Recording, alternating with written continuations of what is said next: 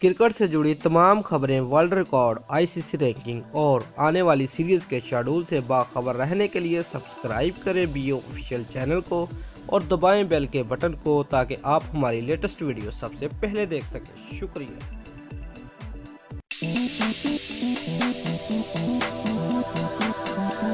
Viewers, कौमी cricket team के साबिक ओपनिंग बल्लेबाज सईद अनवर का कहना है कि ओपनर फखर जमान आइंदा बरस होने वाले वर्ल्ड कप में ट्रम्प कार्ड साबित होने के साथ पाकिस्तान को दोबारा आलमी कप भी जितवा सकते हैं। व्यूअर्स, सईद अनवर का गुज़िश्ता रोज एक गुफ्तगू में कहना था कि इसमें कोई शक नहीं कि जिम्बाब्वे के खिलाफ हालिया एक रोज़ा सीरीज में मुकाबला कोई खास नहीं था, लेकिन फिर भी मेजबान टीम को उसके होम ग्राउंड पर वाइट वॉश करना कोई मामूली बात नहीं।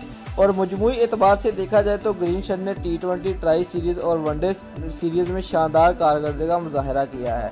व्यूअर्स, सईद अनवर का कहना था कि खुश आइंदा बात यह है कि नौजवान क्रिकेटर में अच्छी कारकर्दगी का मुजाहरा करने की बहुत ज़्यादा भूख नजर आई और जिसको भी मौका मिला उसने उसका भरपूर फ़ायदा उठाकर अपनी सलाहियतों का मुजाहरा किया। व्यूअर्स, उन्होंने कहा कि फखर जमान की परफॉर्मेंस में निखार आता जा रहा है, जबकि इमामुल हक भी अच्छी कारकर्दगी का मुजाहरा कर रहे हैं।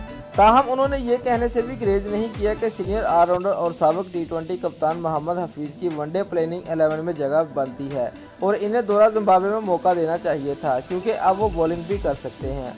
व्यूअर्स, राशिद लतीफ़ का मजीद कहना था कि मोहम्मद आमिर को ट्राई सीरीज के बाद जिम्बाब्वे के खिलाफ वनडे सीरीज में भी खिलाना चाहिए था, लेकिन ये एक मुस्बत तब्दीली है कि तेज़ी से कायदाना गुर सीखने वाले सरफराज अहमद की बतौर कप्तान सलाहियतों में हर गुजरते दिन इजाफा हो रहा है। याद रहे कि फखर जमान ने जिम्बाब्वे के खिलाफ वनडे सीरीज के दौरान लेजेंडरी वेस्टइंडीज बल्लेबाज सेवन रिचर्डसन का कम तरीन इनिंग्स में 1000 वनडे रन का मुकम्मल करने का 38 साल रिकॉर्ड तोड़ दिया था, जबकि वो पाकिस्तान के लिए वनडे क्रिकेट में डबल सेंचुरी स्कोर करने वाले पहले बल्लेबाज भी बन गए थे। व्यूअर्स, अगर आपको हमारी ये वीडियो पसंद आई है तो लाइक और कमेंट लाजमी करें और हमारे चैनल को सब्सक्राइब करना मत भूलिए। शुक्रिया।